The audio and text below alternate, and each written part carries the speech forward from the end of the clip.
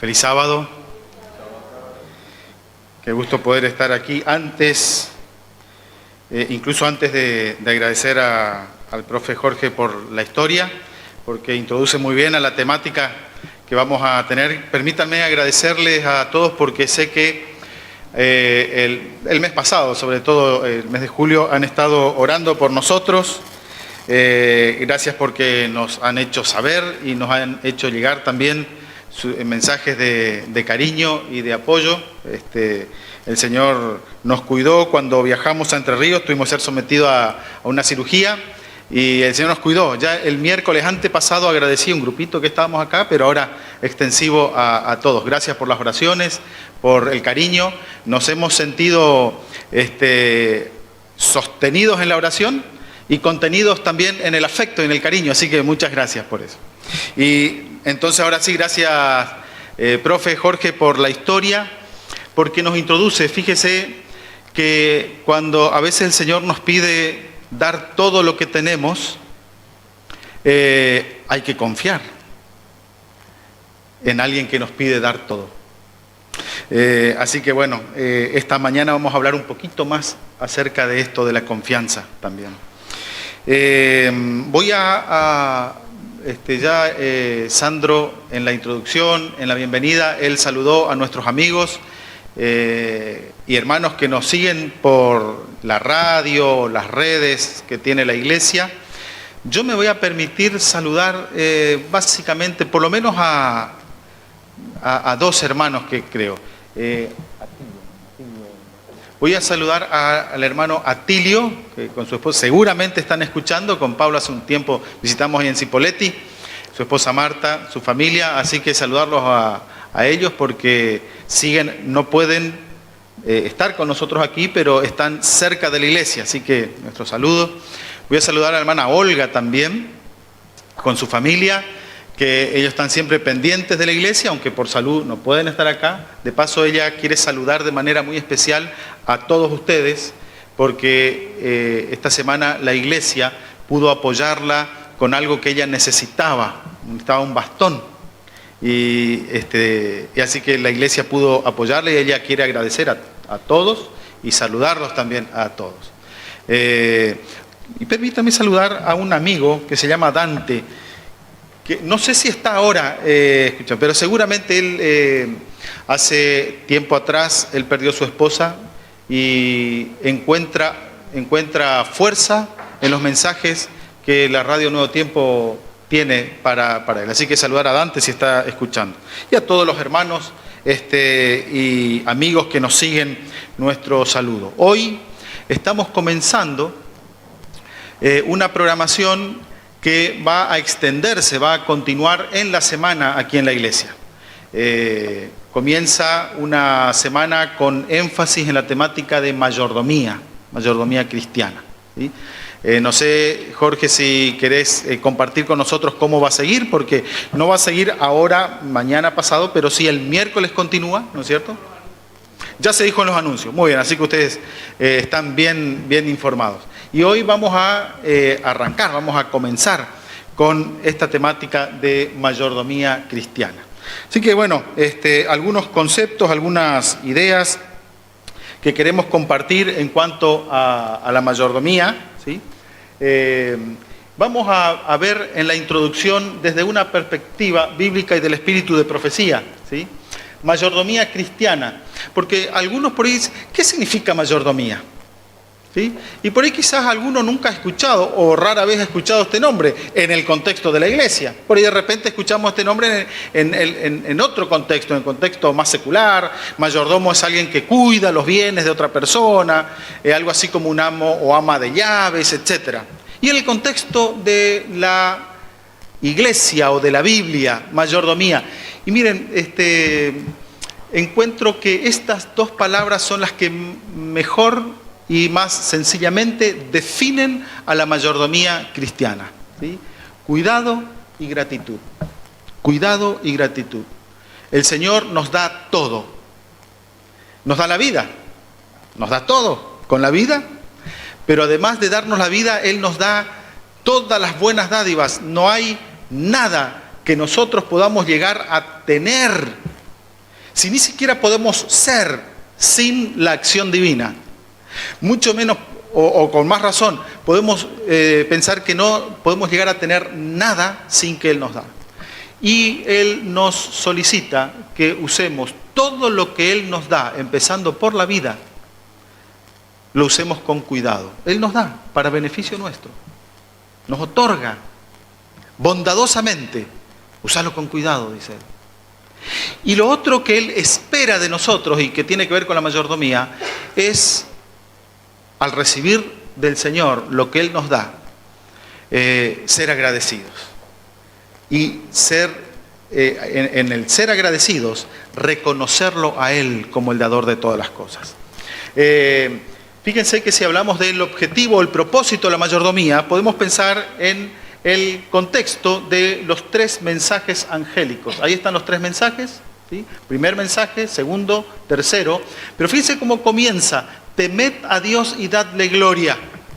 Así comienza el mensaje de los 3 ángeles, ¿sí? Y el mensaje de segundo y tercer ángel tiene esta línea de permitir que Dios sea soberano en toda nuestra vida, ¿sí? Así que el propósito, entonces, en el contexto del mensaje de los 3 ángeles, que culmina con este versículo: aquí está la paciencia de los santos, los que guardan los mandamientos de Dios y tienen la fe de Jesús. Podríamos decir entonces que el propósito de la mayordomía cristiana es dar gloria a Dios. Es el propósito de la mayordomía cristiana. El concepto, si algo nos tiene que decir el concepto de mayordomía, es que nosotros somos creados por Dios para darle gloria a Él. Darle gloria a Él. Solamente voy a compartir un principio de la mayordomía cristiana. Hay varios otros principios, por lo menos 7 principios, pero no los voy a mencionar acá. Solamente este. Y está extraído del libro Consejos sobre mayordomía cristiana, capítulo 23, y es que el siervo debe depender de su Señor. El foco de la mayordomía: depender de su Señor.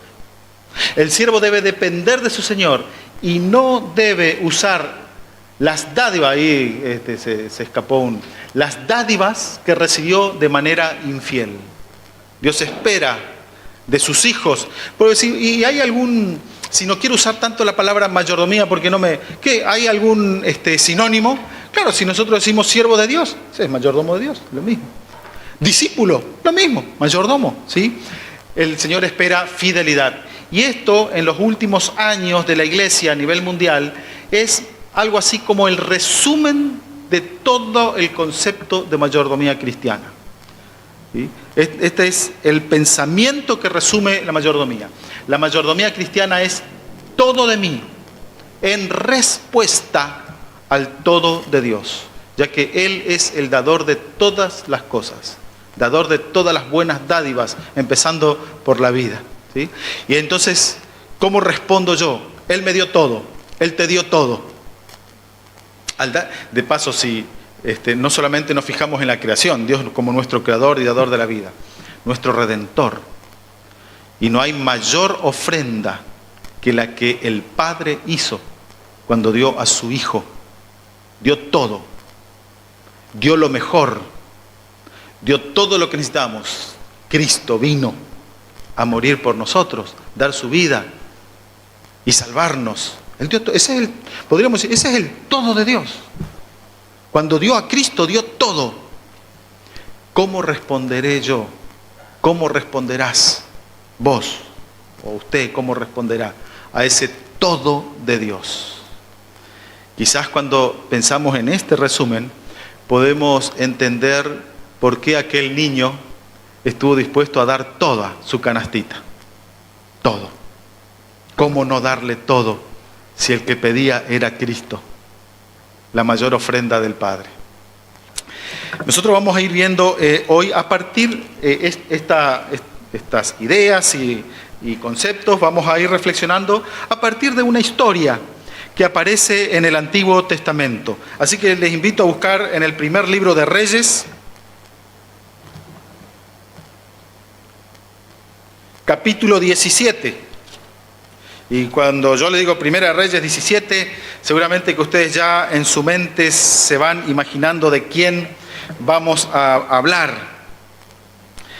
capítulo 17 del primer libro de Reyes, versículo 8 en adelante.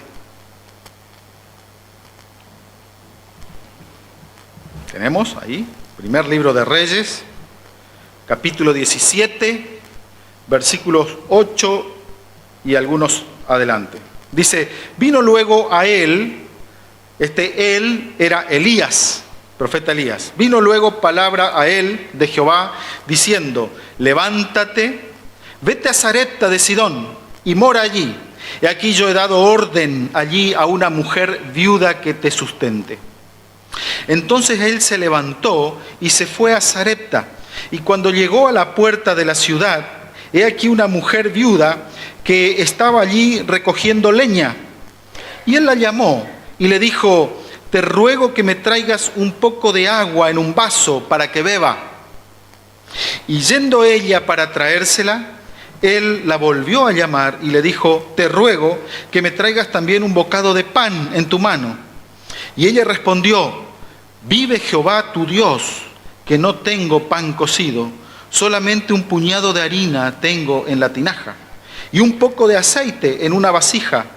Y ahora recogía 2 leños para entrar y prepararlo para mí y para mi hijo, para que lo comamos y nos dejemos morir.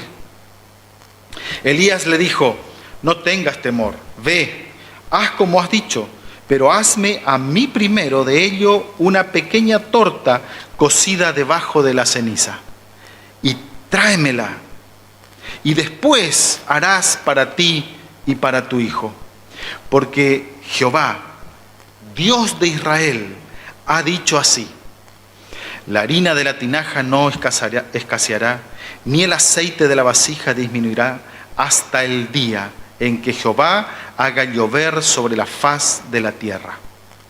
Entonces ella fue e hizo como le dijo Elías, y comió él, ella y su casa muchos días.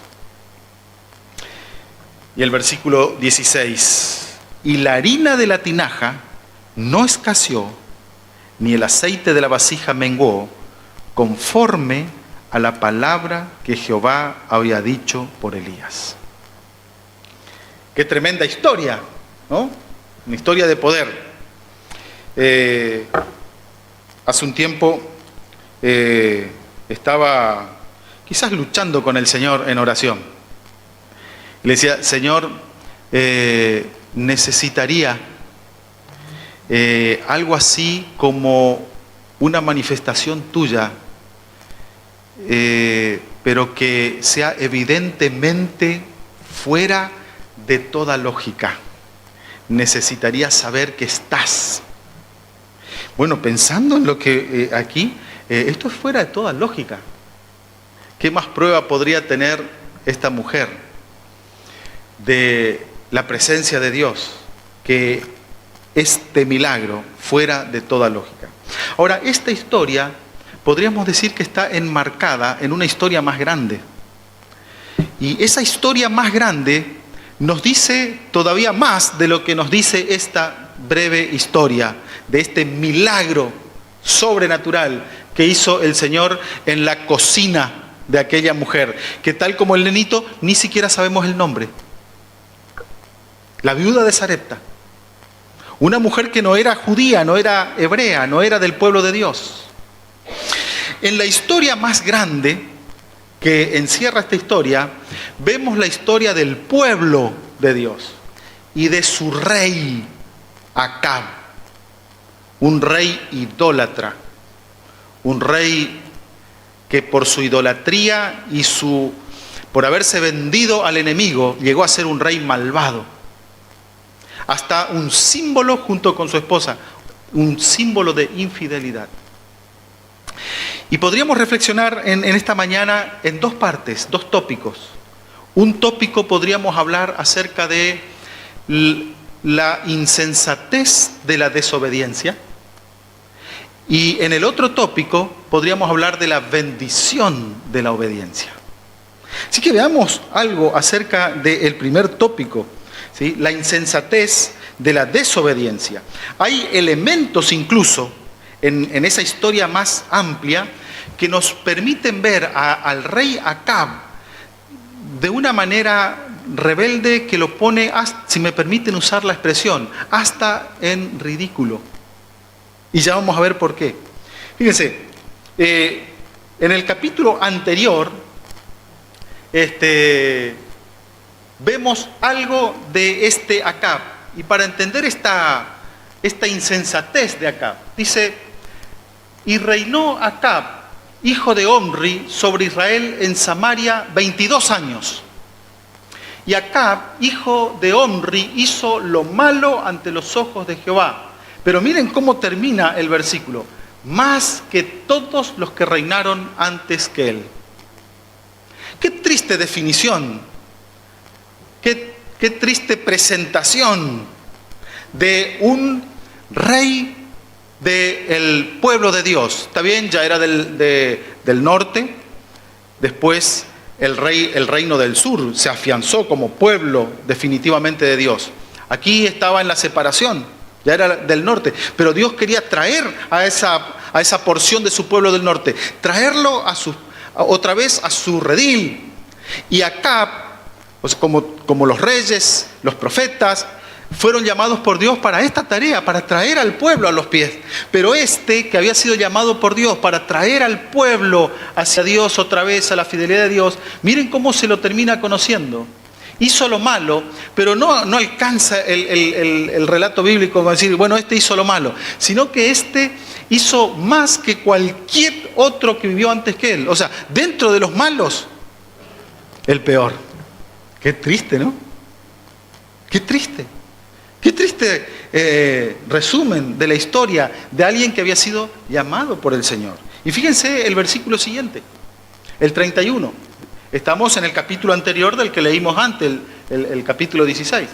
Dice: porque le fue ligera cosa andar en los pecados de Jeroboam, hijo de Nabat, y tomó por mujer a Jezabel, hija de Ed-Baal, rey de los Sidonios, y fue y sirvió a Baal y lo adoró. Miren aquí al rey del pueblo de Dios, llamado a adorar a Dios, llamado a traer el pueblo que estaba en rebeldía, traerlo de vuelta a la adoración a Dios. Y lo vemos a él tristemente sirviendo a Baal y adorando a Baal. ¡Qué triste! Y quizás la primera línea del versículo nos ayuda a entender, porque dice que le fue ligera cosa andar en los pecados. ¿Qué significa? Le fue ligera cosa. ¿Cómo más podríamos leer? Le fue ligera cosa. Y se me ocurre una expresión que solemos usarla. Es decir, cuando alguien toma a la ligera algo, dice: y mira, la verdad que me da lo mismo. Me da lo mismo. ¿Escucharon ya esa expresión? Incluso a veces la usamos. Mira, la verdad me da lo mismo. Me da lo mismo venir a la iglesia el sábado. Si me voy a la iglesia o no la verdad me da lo mismo. ¿Qué de nuevo voy a escuchar? A ver, ¿no? A Acab le dio lo mismo servir a Dios que servir a Baal. Qué triste, qué insensatez. Y ahora me pongo en la historia, digo: Señor, ¿será que algunas cosas que me dices en tu palabra, será que para mí es lo mismo hacerla que no hacerla? Y ahora le pregunto: ¿será que hay cosas que el Señor tiene expresada en su palabra que le da lo mismo hacer que no hacer? ¿Le da lo mismo servir al Señor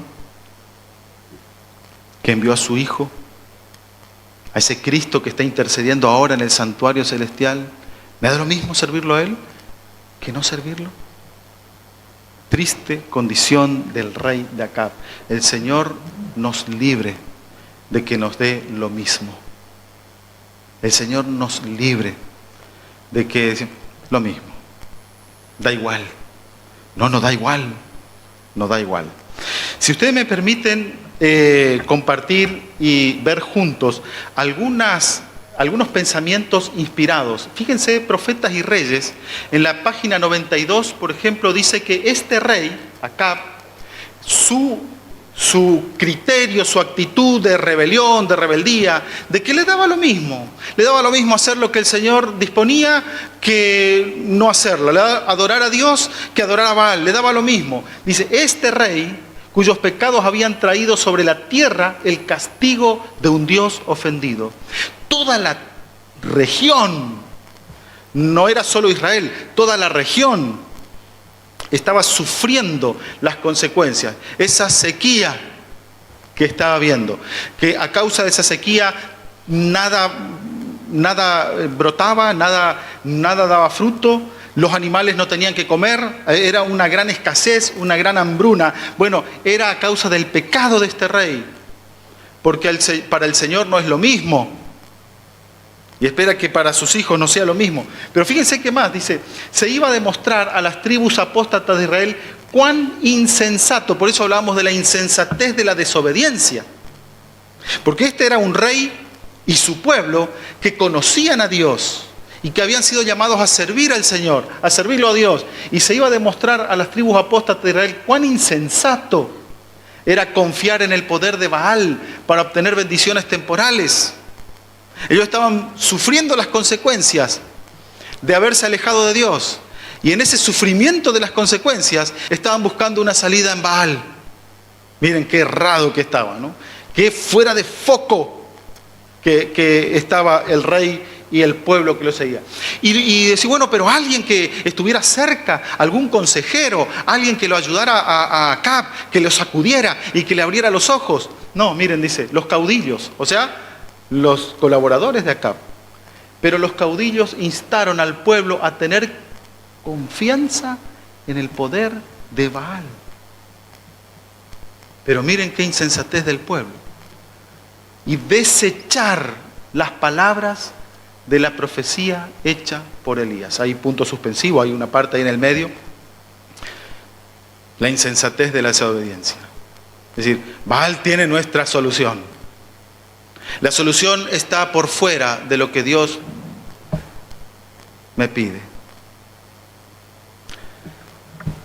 Y desechar las palabras de Elías. Y saben que en esta insensatez, Acab hasta llegó, decíamos anteriormente, si ustedes me permiten la expresión, llegó a ser el papel del ridículo. Porque en la historia, si ustedes después leen todo el capítulo 16, hay como una tensión, se ve una tensión, donde Acab predomina por su rebelión y desobediencia. Y en contraste hay elementos, incluso ni siquiera personas, que son obedientes y fieles a la palabra de Dios. Por ejemplo,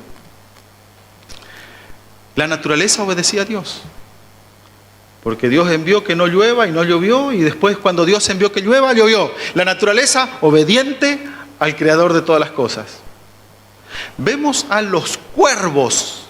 ¿Se acuerdan la historia?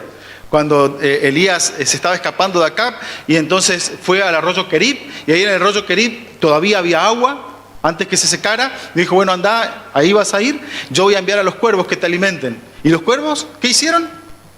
Obedecieron a Dios y le traían. El menú era muy sencillo, pero le traían a la mañana y a la tarde carne y pan. Me hace acordar a mi hijo más chico. Cuando era chico los hermanitos repetían versículos de memoria y él decía carne y pan, era lo que él quería, ¿no? Carne y pan, un menú sencillo, carne y pan. ¿Y los que hacían los cuervos? Obedecían. Elementos como por ejemplo el aceite y la harina. El Señor dice, mirá, el aceite no va a terminar, la harina no va a terminar. ¿Y qué pasó con esos elementos? Obedecieron a Dios. Los elementos. O sea, Dios obró y las cosas se hacían. Incluso vemos a Elías obedeciendo a Dios, a la viuda obedeciendo a Dios. Pero vemos a un Acab terco en la rebeldía, poniéndolo en una situación de ridiculez total.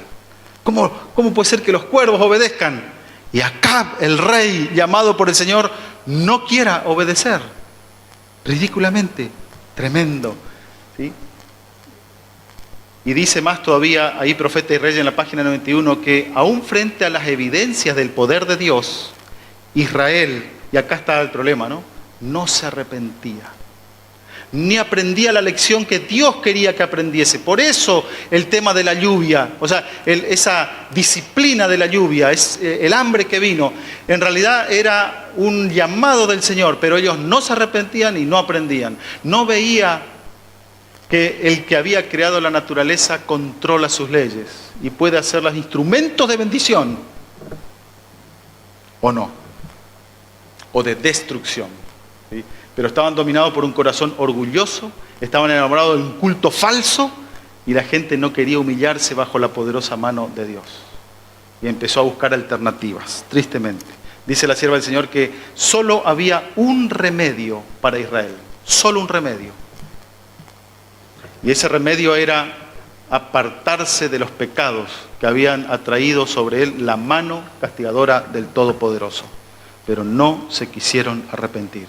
La insensatez de la desobediencia. El Señor nos libre de esa insensatez. Pero decíamos, el otro tópico es la bendición de la obediencia. Porque hay bendiciones en la obediencia a Dios. ¿Y cómo la vemos? Bueno, ahí vemos cuando se secó el arroyo Querit, y entonces dijo, bueno, ahora vas a ir allí a Sidón. Y allí tengo una mujer, ella te va a albergar, ella te va a ayudar, te va a sostener. Y así fue como Elías llegó a la casa de aquella mujer, viuda. Y fíjense cómo dice allí el Profetas y Reyes, página 94, que ella no era israelita. Interesante, no era israelita, no era del pueblo de Dios. ¿Sí?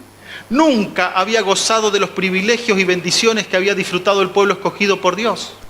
No había escuchado historias en su casa acerca de la mano poderosa de Dios, del cruce del Mar Rojo, de cómo Dios guió a su pueblo con la columna de nube y de fuego en la noche y de nube durante el día, cómo los ayudó a poseer la tierra. Ella nunca escuchó historias como esa en su casa. Pero miren qué dice allí.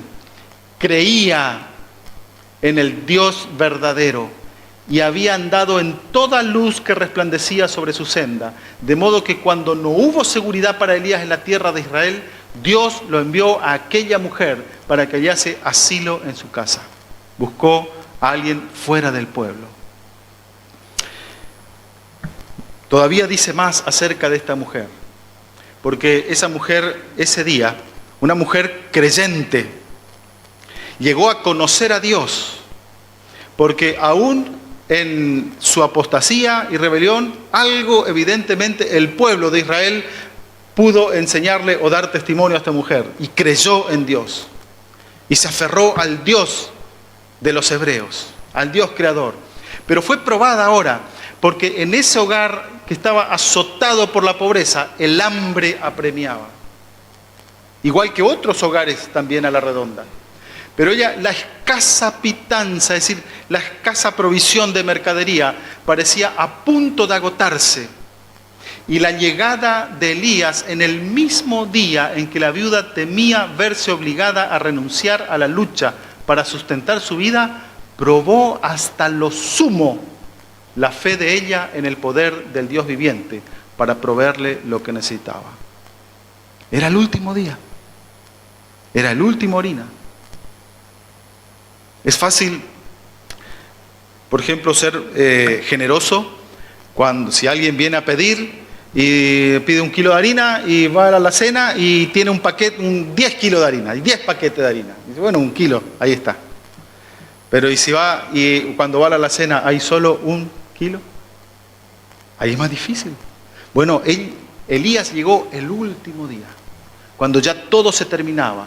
Pero dice allí que aún en su extrema necesidad reveló su fe, cumpliendo la petición del forastero que solicitaba compartir con ella su último bocado. Lo último que quedaba. Y dice en la página 95, no podría haberse exigido mayor prueba de fe. ¿Le ha tocado alguna vez pasar una prueba que ha considerado la mayor prueba de su fe? El otro día visitaba a un hermano que hace poco perdió un hijo y orábamos juntos. Y este hermano me dice, pasé en mi vida muchas pruebas, muchas dificultades, pero esta es la mayor de todas. No hay otra prueba más dura que esta. Aquella mujer, ese día, que tenía lo último, fue probada hasta el extremo. Y viene el pedido de Elías. Y en el pedido de Elías, Elías le dice, mira, hacé como dijiste, anda y prepara el pan, pero dame primero a mí. Después vas a comer vos y va a comer tu hijo. Y te aseguro que ni la harina ni el aceite va a terminar. Y uno podría decir, pero qué insensible este Elías.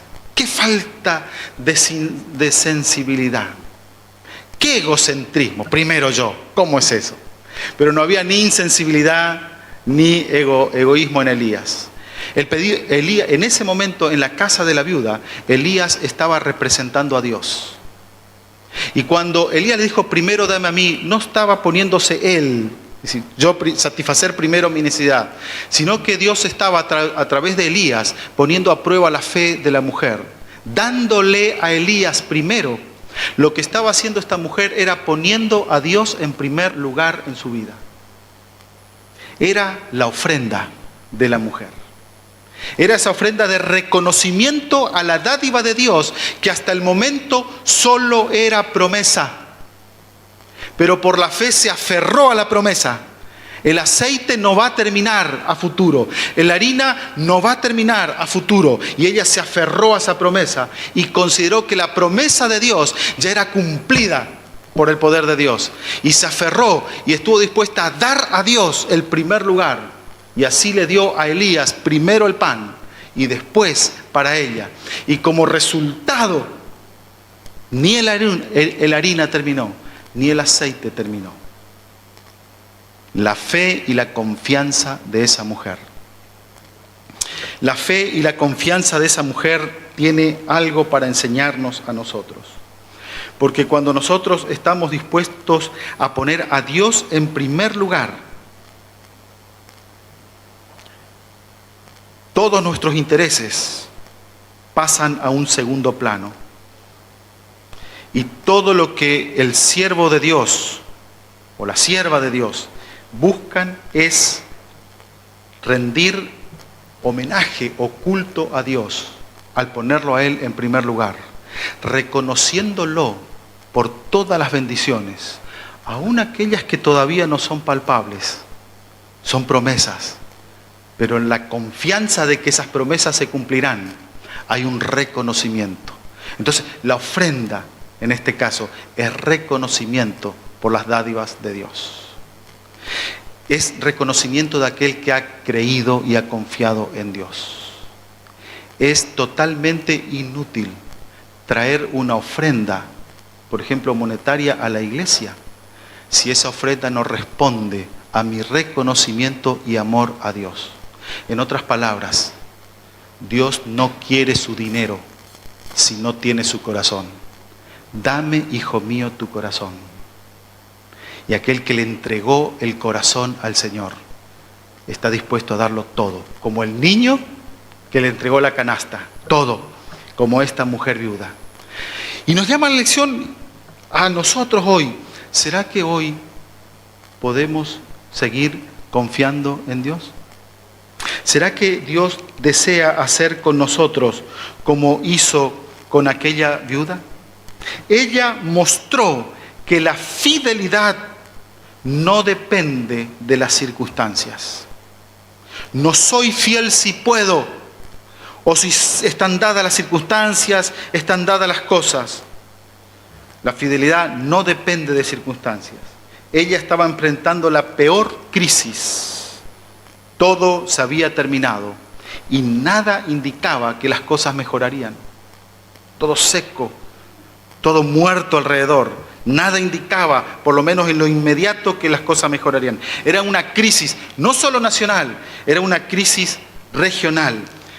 Pero su fidelidad y su confianza en Dios no habían entrado en crisis. Había crisis, pero su confianza no entró en crisis. Su fidelidad no entró en crisis. Podremos decir, hoy día, bueno, nosotros aquí en nuestro país estamos en una crisis. Una crisis hasta prolongada. Crisis laboral, crisis monetaria, crisis financiera, crisis cambiaria, crisis inflacionaria. Los sueldos no alcanzan, los negocios se quiebran. Crisis. ¿Cómo está la fidelidad? ¿Cómo está tu fidelidad? O mi fidelidad. ¿Cómo está mi confianza? Su confianza, ¿cómo está? ¿Entraron en crisis? ¿Ha dejado de confiar? ¿Sigue confiando?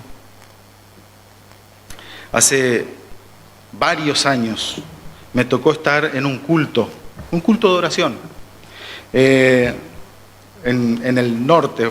Volvía de la universidad, una de las salidas que había ahí en la UAP, volvía a mi casa, un viaje largo desde Libertador San Martín, Entre Ríos, hasta Puerto Iguazú, Misiones, a dedo. Así que llevó como 2 o 3 días el viaje, ¿sí? Pero llegué, estaba allá. Y en el culto de oración de esa semana que estaba en mi casa, fui a la iglesia. Y en la iglesia, una hermana que estaba allí, el año pasado estuve en la iglesia de Iguazú, me tocó predicar y pregunté si alguien se acordaba, evidentemente, o esa hermana iglesia o se fue o no está más, no sé. De esto hace varios años. Ella contó una experiencia. En el culto de oración, en el momento de los testimonios, levantó la mano. Y entonces dice, quiero pedir oración, pero quiero contar también un testimonio. Porque dice, miren, ustedes saben que estamos sin trabajo. Mi esposo está sin trabajo. Hace ya varios meses sin trabajo. Y si ustedes se acuerdan, entonces pedíamos, oren por trabajo, porque la verdad que necesitamos. Pero lo que quiero contarles no es, quiero que oren, pero quiero contarles algo que nos pasó esta semana pasada. Dice, ustedes saben que estamos sin trabajo, ya hace mucho tiempo. Primero nuestros ahorros fueron usados para comer y ahora se terminaron los ahorros, pero también se terminó la mercadería. No hay trabajo, no hay dinero y no hay mercadería, no hay nada. Y en esta situación, esta semana hemos recibido una visita. Familiares que hacía rato vinieron a casa a visitarnos. Y no sé si les pasa a ustedes, pero lo peor que hay es cuando uno está en un momento así de escasez, tener visita es difícil, ¿no? Porque cuando viene la visita uno quiere atender de la mejor manera, ¿sí? Brindarle lo mejor que tiene. Y dice, pero nosotros no teníamos nada. Y así que nos alegró la visita, pero en medio de la alegría a mí me empezó a preocupar. Porque estábamos allí, ellos llegaron a la tarde, hicimos una ronda, estábamos conversando. Allá en Misiones ustedes ya saben, cuando hay visita, a qué se ponen en la ronda, además de conversar, ¿no? A preparar el jugo verde y ahí a tomar, ¿no? Así que ahí estaban, ¿sí? Y entonces en su cabeza empezó a dar vuelta una idea. ¿Hasta cuándo se van a quedar? Pues, a la noche, ¿será que van a quedar a cenar? ¿Qué les sirvo? ¿Qué hago? Pues no tenemos nada. Y entonces trató de que en la charla, en la conversación, sin ser descortés ni nada, no quería decirle, miren, ¿cuándo se van ustedes? No quería, pero trató de descubrir. Y descubrió en la charla que la visita iba a quedar hasta al día siguiente, que después continuaban viaje.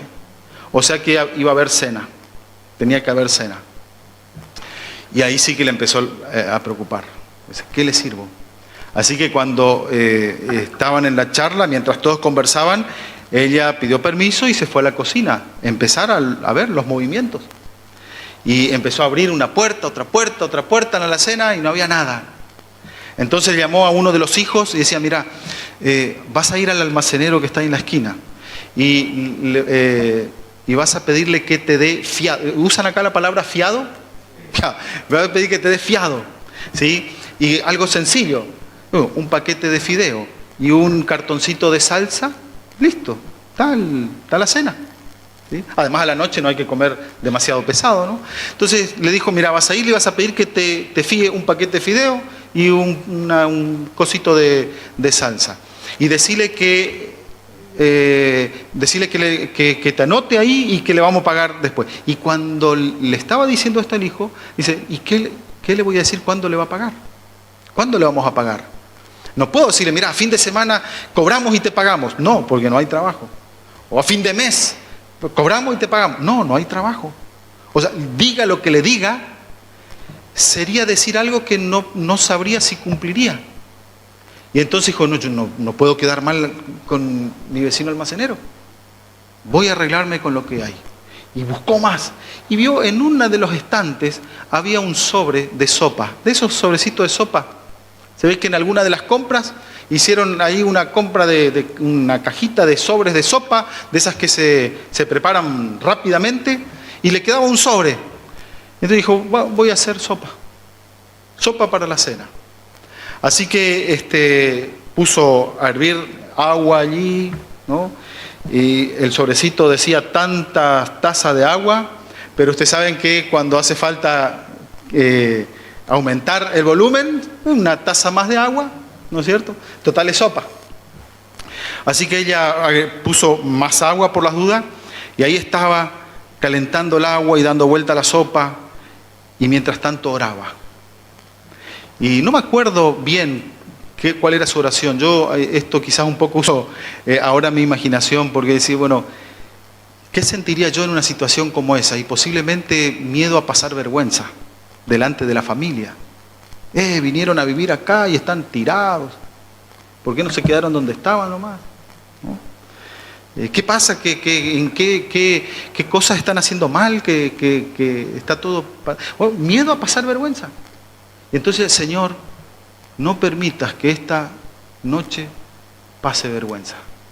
Hay un salmo que dice, el Salmo 34, dice que los que confiaron en Dios, sus rostros fueron iluminados y no fueron avergonzados. O sea, que confía en Dios, no pasa vergüenza.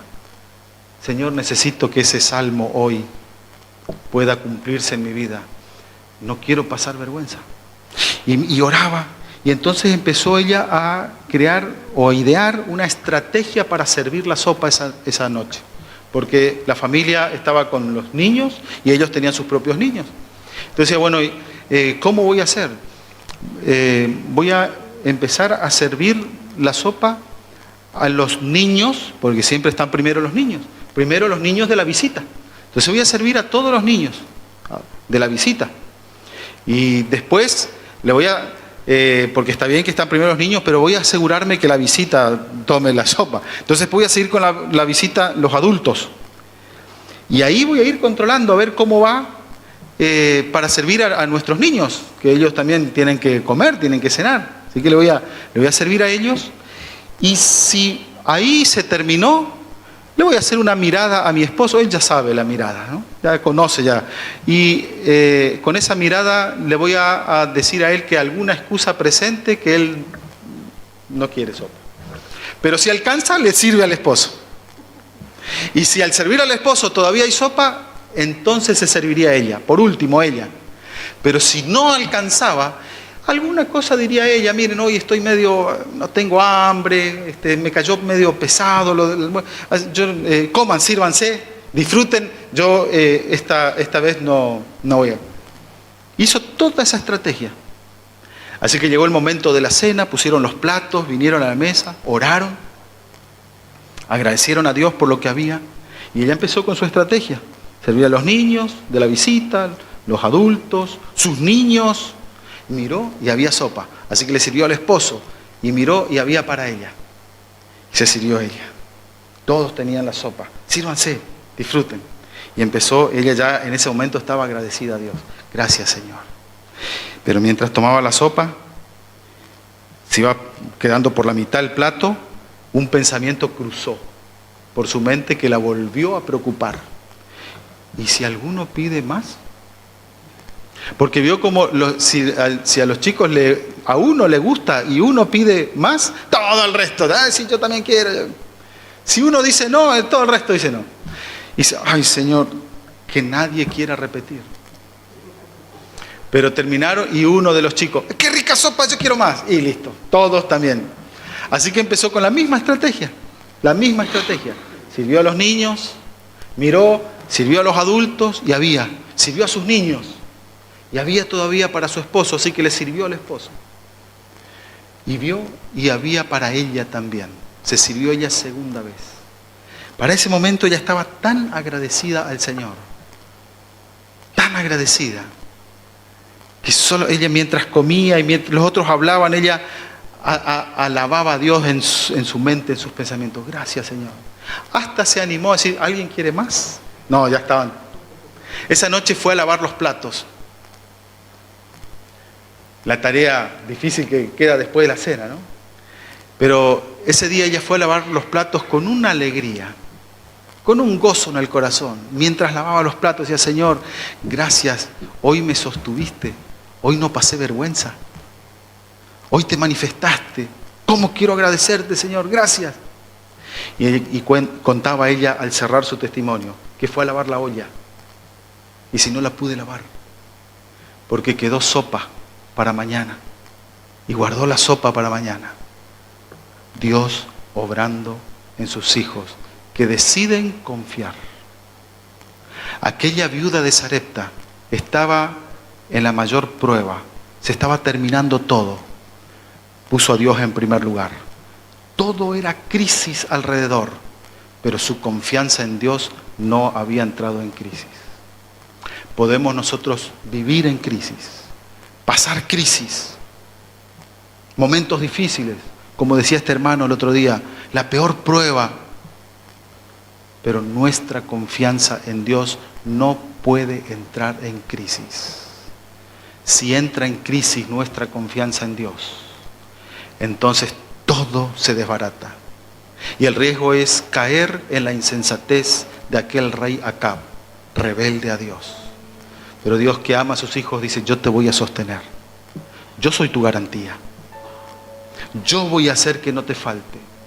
Quizás hoy es solo promesa, pero a través de la confianza en Dios podés hacer de la promesa como que ya es realidad, como hizo la viuda de Sarepta.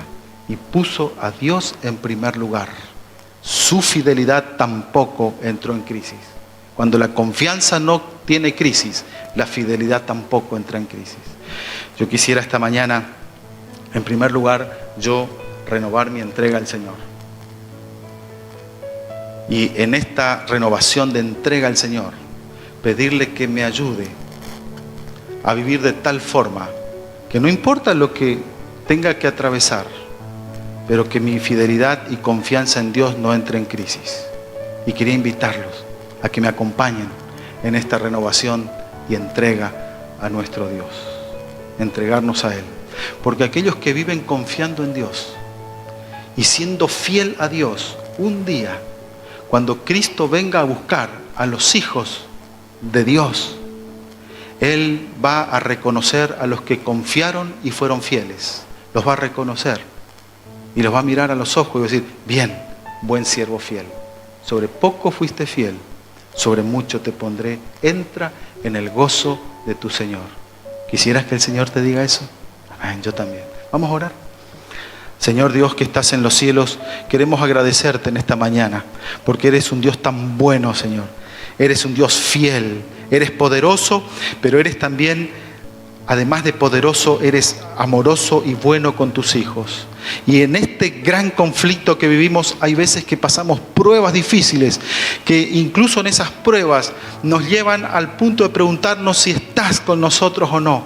Pero Señor, en la experiencia de la historia de la salvación, de la Biblia, narrada en la Biblia, y en nuestra propia historia también mirando hacia atrás, podemos decir y podemos confiar en que estuviste siempre con nosotros. Y Señor, de la misma manera estarás con tus hijos. Por eso esta mañana queremos entregarnos a ti.